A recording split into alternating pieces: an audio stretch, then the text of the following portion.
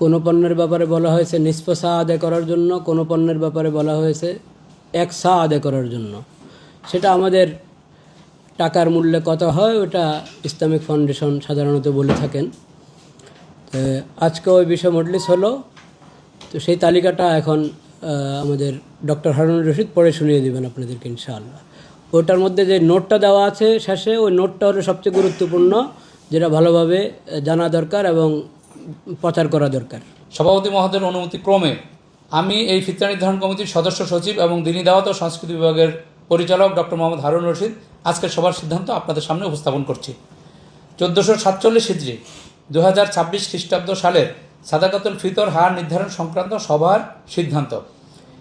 এবছর সাদকাতুল ফিতর হার নির্ধারণের জন্য ইসলামিক ফাউন্ডেশনের বিভাগীয় কার্যালয়সমূহের মাধ্যমে দেশের বিভিন্ন অঞ্চল থেকে উন্নত মানের গম, আটা, যব, খেজুর, কিশমিশ ও পনির এর খুচরা ও পাইকারি স্থানীয় বাজার দর যাচাই করে সাদাকাতুল ফিতর হার নিম্নরূপ নির্ধারণ করা হলো। RICL TMX, যুগের পর যুগ স্থাপনা থাকে মজবুত। গম বা আটা দ্বারা সাদাকাতুল ফিতর আদায় করলে তা হবে অর্ধ সা বা 1 কেজি 650 গ্রাম। প্রতি কেজি 65 টাকা দরে সাদাকাতুল ফিতর হবে 110 টাকা। জব দ্বারা সাদাকাতুল ফিতর আদায় করলে তা হবে 1 সা বা 3 কেজি 300 গ্রাম। প্রতি কেজি 180 টাকা দরে সাদাকাতুল ফিতর হবে 595 টাকা। খেজুর দ্বারা সাদাকাতুল ফিতর আদায় করা হলে তা হবে 1 সা বা 3 কেজি 300 গ্রাম।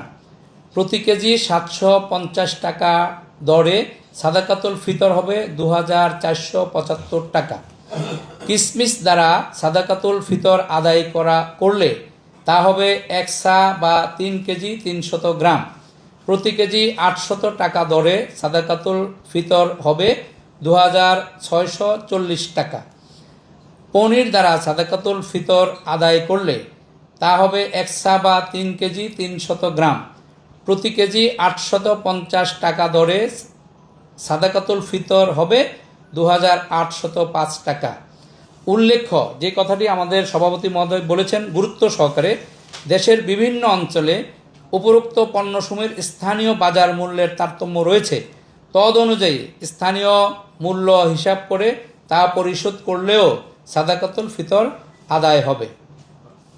أعوذ بالله من الشيطان الرجيم. بسم الله الرحمن الرحيم.